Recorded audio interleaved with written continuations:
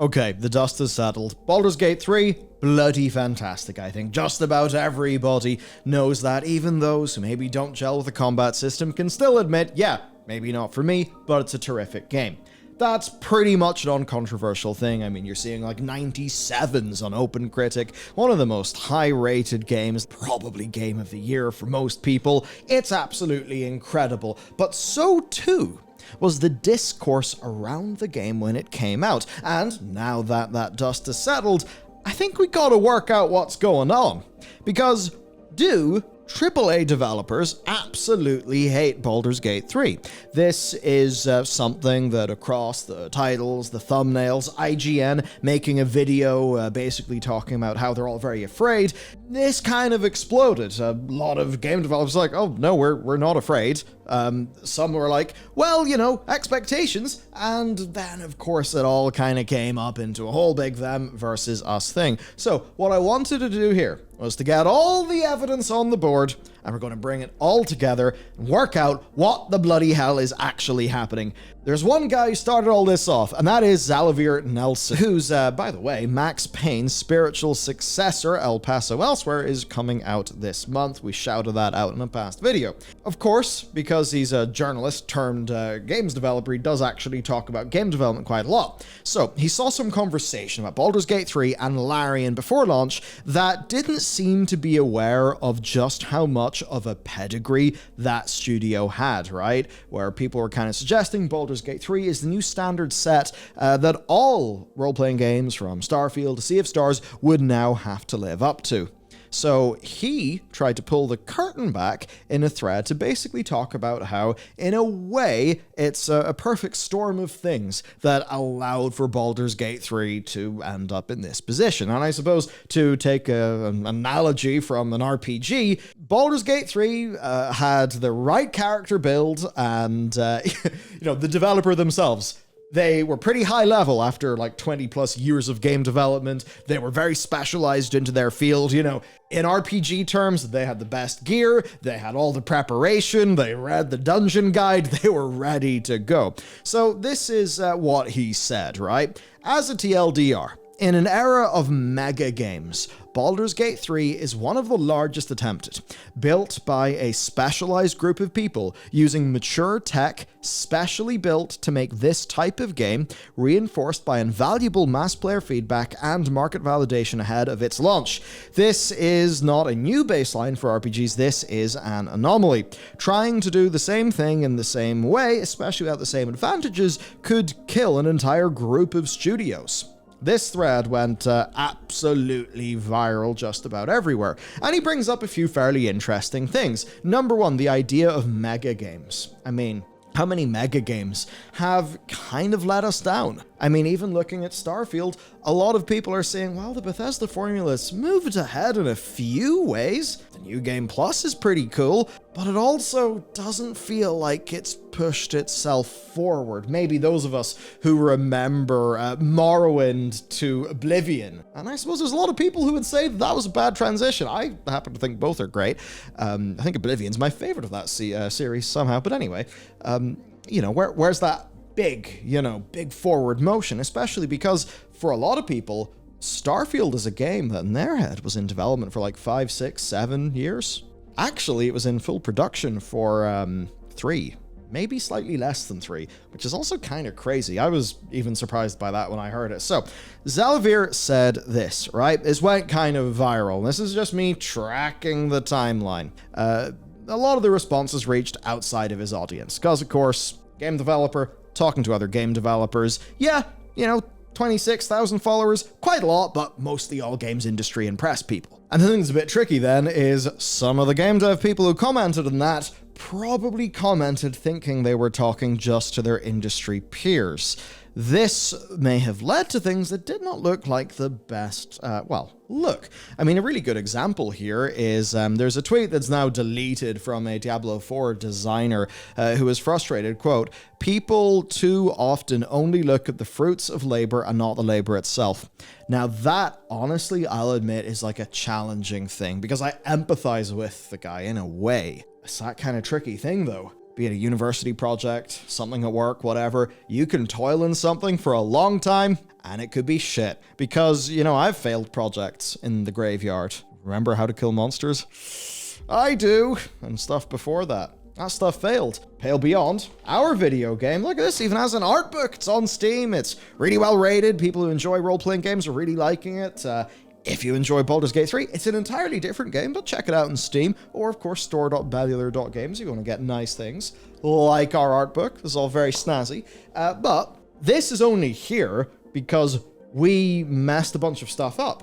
And here's what's challenging, because in a way, I'm the head honcho. It's my fault, right? This guy's a Diablo 4 designer. He's in his corner doing the labor. So he's probably going to have a different perspective, because I know whenever I like make the change of like, I have to kill this game, I'm sorry, this isn't going to work. I know that takes a major morale hit in my team whenever I do that. And I've had to do it, and it had to be done, and it worked out right. Even as an example, before our current project, we thought we were going to do something else. That led to like 3 weeks of progress in one direction. Then a few things changed, looked a bit different, kind of had to reevaluate stuff, and I decided, well, shit, I don't like that I have to throw the creative juice, the zest of these 3 weeks into the bin, but I have to do it. Now we're doing the thing that we're doing right now, and thankfully it's going tremendously. But that's the tricky thing. As the person doing the labor, you very much do consider the labor. As the person who is purchasing a commercial product, we can have a discussion about the labor, but ultimately, what do you want? You want your expectations to be met by that product. So to a lot of people, they could just take the view of, yeah, okay, I care about results though. And even in the context of Diablo 4, pretty strong delivery initially that was followed up by a hell of a lot of problems, and a season 1 that I think ended up being quite the under-delivery. Now, there's a lot of labor that's went into that, and we do have to value and respect that labor, but separately, we still got to criticize, and ultimately, a lot of people are going to look at Path of Exile and get more interested in that, right? So, this is quite tricky, because some people then presented it as an excuse for developers at big companies to deliver worse games in Baldur's Gate 3 that are not as, quote, polished or complex. And in the initial video, whenever we were covering this back when it was breaking news, we basically, in the video, we talked about how in reality, this is not a thread that's trying to defend anything. Like, I think if you look at this, he's talking about the history of Larian, and how after making Divinity Original Sin and Divinity Original Sin 2, taking the same engine and making another CRPG, well, kind of had quite a lot of experience doing just that thing. Unlike, say, the poor bastards at BioWare, who had made in Unreal Engine 3 the Mass Effect games, often under pretty bad working conditions, and, then the team was sliced up. They had the Frostbite engine thrust upon them and told to make Mass Effect Andromeda. It's like, that is the opposite of the strengths that Larian had that Zalavir outlined in this thread of tweets. And then also at the time, responding to this, we saw a quote from the CEO of Larian. He was basically downplaying this whole thing. He was just focusing on how well development had gone for them comparatively. And with that, we just kind of washed our hands. We were like, all right, Zalavir's tweet, people had a reaction to it, talked about the reaction, there we go, done. Thankfully, the game's really good, we can move on. But then things got a little interesting, because IGN's director of video content released this video, and it's called Baldur's Gate 3 is causing some developers to panic. This was following on from other videos in a quite similar vein, but this one summarizes many of the points. And of course, IGN, and to many of us this might be surprising because it's not the first place that we go to, but it is the world's biggest gaming site, and this video did go viral. Now, the ostensible purpose of this video from IGN is to ask a question about the Discourse. Why was the first response to defend the current state of AAA gaming, as opposed to saying, hey, maybe we can learn a thing or two from Baldur's Gate 3 and make our own game better for our customers? And to be honest with you, yeah. I mean, CEOs, business leaders, people who are making big decisions, like, come on, why did you put Arcane on Redfall? I think that might be the perfect analogy for the opposite of getting a win in the way that Larian got its win. Now, in the video, he argues that developers were wrong to try and defend the state of the modern games industry with their comments, and that the audience backlash to them was justified because consumer anger is valid, and his justification for audiences being angry is this. And I'll talk about like my opinion, etc. to this after we summarize his video, right? Because, I mean, there's some things that feel unfair, but also from another perspective, they actually do feel really fair. It feels like money has become more important than the core experience for fans. That rings true to me for loads of the games that I've played and looked at. Let's go on. Examples. Rockstar's port of Red Dead Redemption. I don't know if you know about that, but if you wanted the Resident Evil 4 remake of your dreams for Red Dead 1, that's not happening. Star Wars Jedi Survivor's performance issues on launch, those aren't good. Destiny 2 claiming they don't have the resources for PvP or armor development. The Diablo 4, expensive character skins and a bad patch that had to be apologized for. As I just talked about, the sheer existence of Mass Effect Andromeda. And I suppose in a way, if you want to look at something quite close, or at least a lot closer to the original vision of Mass Effect Andromeda, basically imagine third-person combat Starfield, and that's kind of what Mass Effect Andromeda was supposed to be. And then obviously, Cyberpunk 2077 performance on last-gen consoles. So he offers then 3 games that are widely celebrated as counterbalances to these. And the 3 games are Elden Ring, Baldur's Gate 3, and Tears of the Kingdom. And we can all agree, whether these games are to our personal taste or not, they're straight bangers.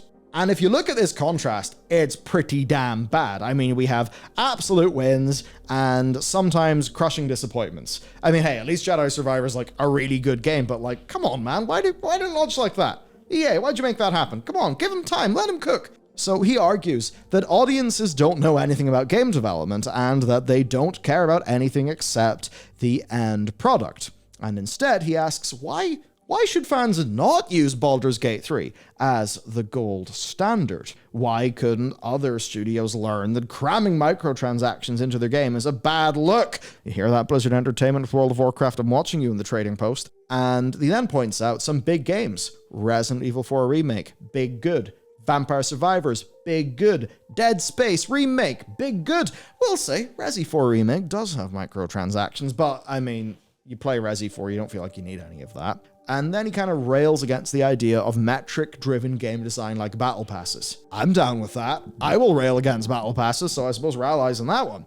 He then argues that Blizzard, BioWare, Bungie, and Larian are all large studios. And it's like, they're big studios, have the money, have the IP, have the team. Why the hell are they not making things like Baldur's Gate 3? Basically saying like, surely Dungeons & Dragons is not solely the reason that people are engaging with this game. And then he highlights one quote to Zalavir's Twitter thread from a Riot developer that supports his argument. And then he finishes by imploring AAA devs to look at their pipeline and see why the customer is getting frustrated by the experience he outlined in the video, try to make improvement. Because telling me how hard it is when you're breaking profit and revenue records isn't a super compelling argument from the customer perspective. Being told to shut up because I don't know game design doesn't feel super constructive. So what do we think about this video? I mean, honestly, it does feel pretty true, right? We look at all of these games that have been really big disappointments, or times where it's just like, why did you try to sell us this port? Why is this performance not good? All these things that seem absolutely insane to us in an era where it does feel like every company is trying to find whatever way they can to nickel and dime us and, do all that, right? Feels really, really bad. There is plenty of digging into this that we can do, though, so let's do that. He says a lot of things that sound great. I think it's a plea to our anxieties, and it is a strong one that is specifically accurate, right? He's railing against studios, monetization, and games that we've all been frustrated by, that if you were a day one customer of, you're not going to remember a good experience. These are good questions to raise. I would contend that answers are also very important. And the bit that is simultaneously missing and not missing from the video is how we answer those questions, right? And this is what's quite interesting, because in a way, to the consumer, what matters? Output. How do we get better output? The market competes. This company clobber these other companies. That's very competitive. Therefore, other companies better do whatever the hell they can to get on Baldur's Gate 3's level. And what will that mean? That will mean that the market will be, I suppose, optimizing for companies to spend their resources, allocate them correctly, etc., etc., etc. Market breeds competition, more competitive offerings for customers. Customers then, pick the best thing, the best stuff rises to the top, and we have good incentives. Shame that still led to a lot of microtransactions and bullshit, isn't it? But anyway, I do continue. Again, a quote, "Why was the first response to defend the current state of AAA gaming as opposed to asking, hey, maybe we can learn a thing or two from Baldur's Gate 3 and make our games better for our customers?" Now, defend is a fairly loaded word here.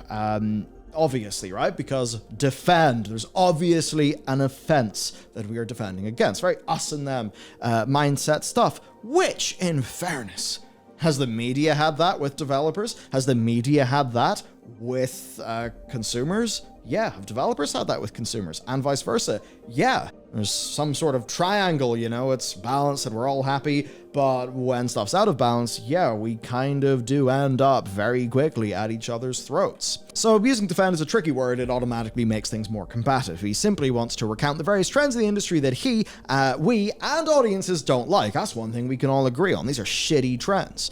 He then uses the particular conversation of Baldur's Gate 3 to voice them. This very literally is like rhetoric, and I don't mean that as some weird thing. I mean, it's formal definition of rhetoric, right?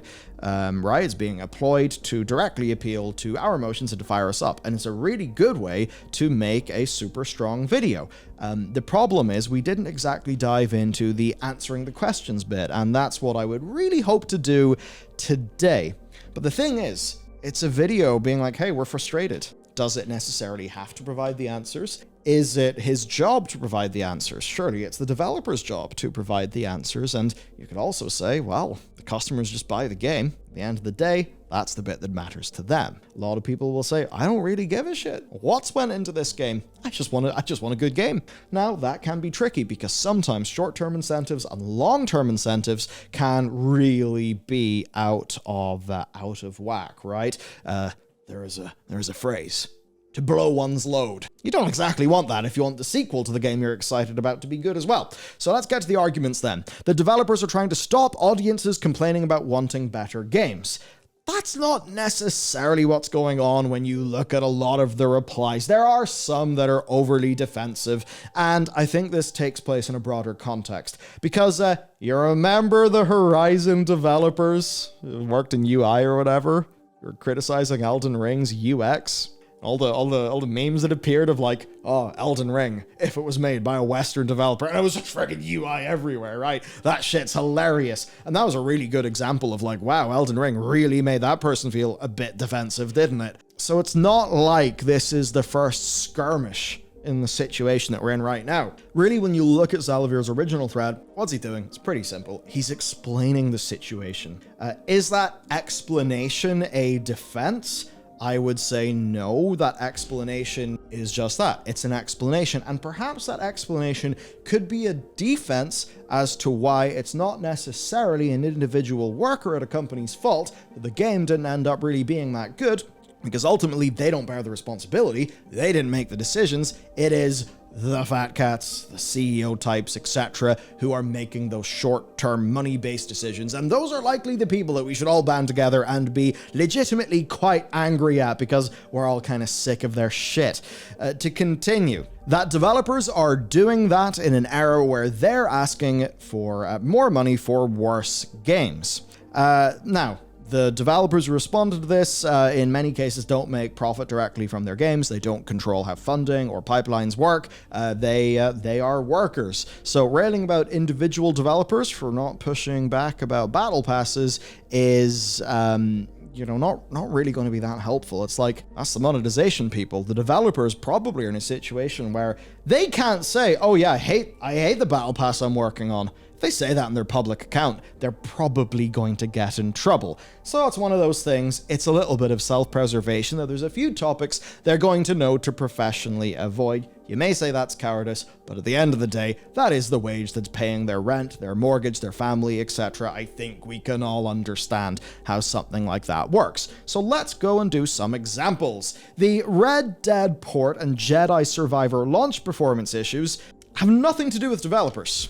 The people who are responding to Xalavir's threat. That's all publisher decisions, right? In the first case, it is Take-Two commissioning a lazy rehash of Red Dead 1, and it is Electronic Arts not giving him more time to cook. That ain't developers' fault. In fact, the developers probably crunched their arses off to get that thing in the state that it shipped at. And I know that might seem kind of shocking given how messy the performance of that game was, but hey, if it was that bad at launch, can you imagine what it was like a fortnight before launch? Mass Effect Andromeda, that's another great example. This is a brand new studio, a newly formed studio. I believe they had worked on the multiplayer of Mass Effect 3. They were asked to make a new Mass Effect game. They didn't have all that experience, and they were forced to use the Frostbite engine. The Frostbite engine did not have the very basic things that you would need to make a Mass Effect game. Is that the workers' fault? No, it's not. And it was also one of those projects was a revolving door of, higher up staff. Total shit show disaster. Cyberpunk 2077. They hid their last gen performance. That's nothing to do with the workers. It's nothing to do with the developers. It's management at CD Projekt Red that are behind that. So I would contend that, and I suppose for Destiny 2 and Diablo 4, that's management doing microtransactions and resource allocation. So I would argue that fundamentally there is one very large misfire there's a very large misfire in this IGN video, and it is conflating a lot of these issues and the people talking in Xalavir's thread. Even if some of them are sympathetic to those issues, they're not the people who made those decisions. And I would argue that if we want to be effective at fighting all of this bullshit, we need to be precise.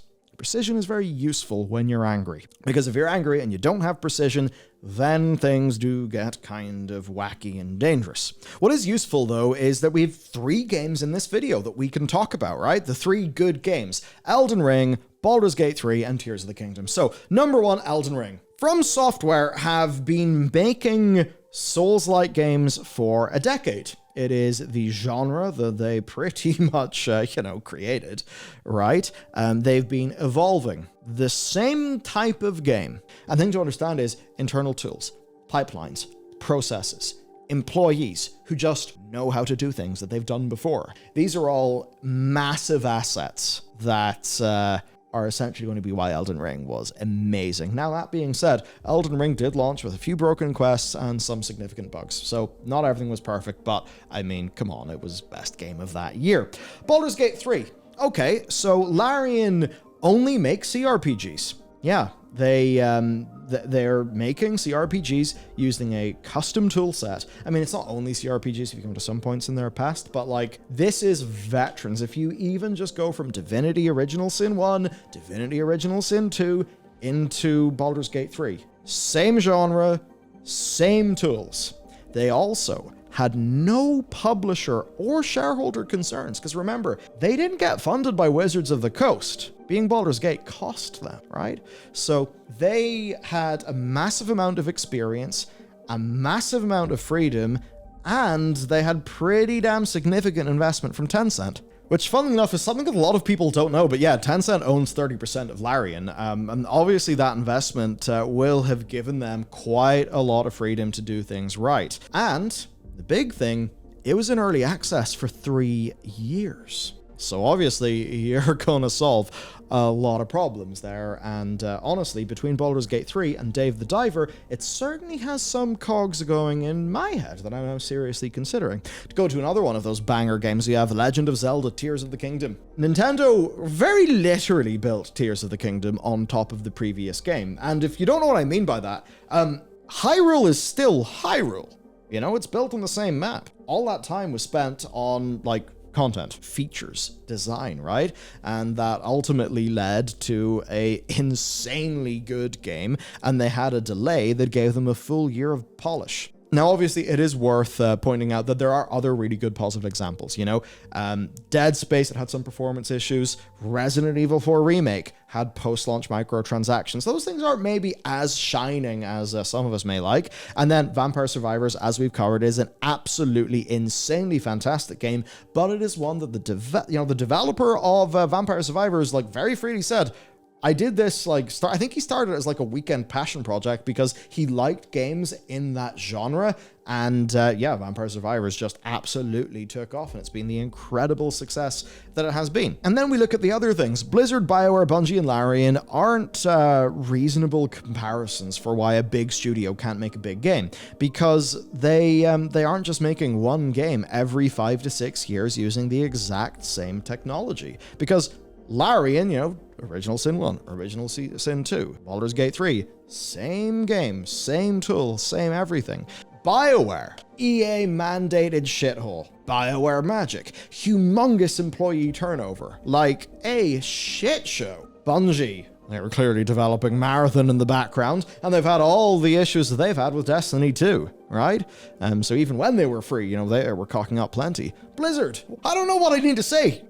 Blizzard have got many games and made many, many, many very bad decisions. I mean, Diablo 4 was rebooted 2 or 3 times, So Larian, unlike any of those other companies, got to make the same game all those different times with the same tools. Now imagine, right, if BioWare made Mass Effect 1, Mass Effect 2, Mass Effect 3, but for Mass Effect 3, they had more than 18 months to build it. And then the same team maybe upgraded the engine to Unreal 4, and then made Mass Effect 4. That would be the apt comparison. Whereas they, obviously were not able to do that. They were splitting their resources between multiple different, to be honest with you, complete shit shows. Even Dragon Age Inquisition, while it was decently, it was well received and all of that, its development, it is a miracle that Inquisition was not a humongous failure, given the technical issues that team had to grapple with. Now, his argument then that the Dungeons & Dragons license had no impact on reception, to be honest, I think that is a little bit daft. I wouldn't say no. Dungeons & Dragons, Baldur's Gate probably had more to... It's kind of hard to say. I mean, look, Critical Role, absolutely massive. D&D 5th edition, humongous explosion. But Baldur's Gate 1 and 2, I've known those. Have existed for most of my life because it's Baldur's Gate. Anyone roughly my age knows about Baldur's Gate. It was one of the games that was out when we were young. We all know about it. This is Baldur's Gate 3. Massive brand recognition, which is going to lead to great word of mouth. And then also, in the video, we didn't look at how these games were made and the way in which their development practices impact the final result. I think this is a sort of thing, no one's really defending a product that disappoints you. You're allowed to be mad and disappointed. What I am on the side of is us actually understanding the development of games so that we don't get disappointed. So that we know, this doesn't smell right. I'm not going to believe the hype. I'm not going to drop a pre-order, be a massive fan of a game for 6 months, and then be absolutely gutted. That is the sort of thing that I don't want to happen, because it's happened so many times to all of us, and, we just don't want that to happen anymore. I think it's better if we actually all understand how the sausage is made. And this then gets us to the problem of discourse here, because doing the work and getting the answers behind why any of this is happening to the industry is kind of boring, right? Because ultimately, what is this right now? This is us doing an analysis of discourse to work out, why did all of this stuff happen? Why were those titles and thumbnails like that? Why was the IGN video like that? What did Xalavir actually say? What did all the other developers say to Xalavir? We're trying to work that out. What's a lot more fun to do? Rail against microtransactions, rail against battle passes, to do something very recently, getting pissed off at the game engine that I'm knee-deep in with Unity, right? That is really fun. Believe me, I'm recording a batch of videos because I'm about to be away for a little while. I've just recorded the Unity one, and oh boy, that was great. It was so fun to record. And hopefully it's either fun to watch or, I don't know, hopefully not a big rambling mess. It was definitely over long. Anyhow, to pretend, though, that individual developers who work in an industry to make games that they, that they can be proud of, that they're trying to put audiences down, I don't think that is necessarily right. I'm not going to blame the character actor who is in the Goofy outfit for all of the cock-ups that the Disney Corporation is doing right now. Or I suppose the Imagineers, right? I'm not going to blame the Disney Imagineers for the Disney executives making loads of awful decisions. You know, I mean, most recently, like what they're doing in Dino Land USA, it's like, come on, man, you could have made that so cool. Instead, you're just putting branded content in it. Boo, boring. Am I going to blame the Imagineer who's doing the design for that? No, because they're just doing their thing. And it's one of those challenging things. Lots of developers, by the way, have praised and learned from Baldur's Gate 3. They're very keen to tell you about that. And personally, for me, Baldur's Gate 3 and Dave the Diver are humongous development inspirations. They truly are. I mean, here's just one from PC Gamer here. A triumph. Brian Fargo, Mike Laidlaw, and other RPG architects weigh in on Baldur's Gate 3. The amount of game devs who are coming out and singing the praises of this game, absolutely loving it. You know, it's like, oh wow, look how far our genres came. Now, that's not newsworthy. You're never going to see a title, or at least if there is a title, developers really like this game.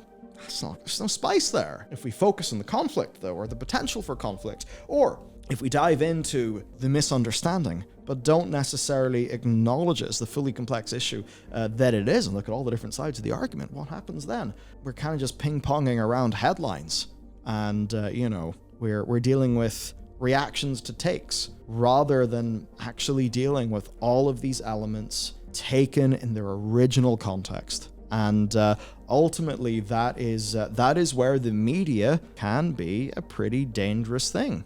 Because even while remaining pretty damn factual, you can be selective in what sorts of things you show and how you guide people through a story. And in doing that, you can tell all the facts. You can say all the facts, kind of tell a lie. And yes, the ability to use facts to misrepresent the truth, I think we all know that is a very prevalent thing in the world right now. And I mean, it gets clicks. We all do know that. So anyway, it's kind of a result, a discourse like this just kind of leaves management happily sitting there. They're like, look at all of the, everyone's angry at the developers. How was your bonus, Mike? Want to go golfing on our yachts? Look, I know that golf and yachting is different, but I would not put it past rich people to somehow work out how they can golf across their yachts. Who should we be mad at? Big decision makers. Fat cats. The people who are putting developers in situations where they're not able to do their best work. The people who are making greedy decisions. And I think we can all identify these in the games that, that we play. Even to take an example, because right after this, what happened? Starfield. Is Baldur's Gate 3 a better game than Starfield? Absolutely! Yes, it is! Duh! Look at them! I like Starfield, by which, I'd rate it a 7.5. Now, to some of the Xbox fanboys, that means I'm a Sony shill. But to some other people, that means I'm a Microsoft shill, because clearly the game's a 2 out of 5. I think it's more to say that it's a very uneven experience. To TLDR, I'll make this super quick. Starfield had a lot of really good pre-production, because you look at some of the lore, like some of the world building, just some like the little details and nice things that have been done, and you can really see that they thought about a lot of things. But ultimately, it was a game made in 3 years, and you can tell they didn't take the extra time to solve fundamental engineering challenges that could have led to a vastly superior player experience. I'm sure modders will fix that, but modders fixing that definitely means I can't give the company who made it points. Baldur's Gate 3, absolutely one of the best games to come out in this year. And I only say that because actually a lot of really good games have came out this year. Anyway, that's the situation. Ultimately then, are some AAA developers a little bit afraid of Baldur's Gate 3 stuff? I think there could be a bit of anxiety because the bar has been raised so goddamn high, and that is going to be intimidating. You can probably find examples of people perhaps lashing out because of that fear. I would say, though, that most of that is a nothing burger. We should understand why Larian were able to have so much success because of 3 years of early access, years of development for that, after already making 2 games in the same genre with the same tools. The lesson here is to let developers cook, and if you're an executive, fuck off. Let the developers do their goddamn developing. You look at Larian, you see the clear benefits of that. Don't be a fat cat not wanting to pay the few % Unreal Engine licensing fee, meaning that you help to ruin Mass Effect by forcing Frostbite and the poor bastards have got to make it. That's it for today's video. Have a great day. I hope you found this to at least, I don't know, be entertaining, or at least pass some of the time until the void claims us all. That's it for me. See you next time.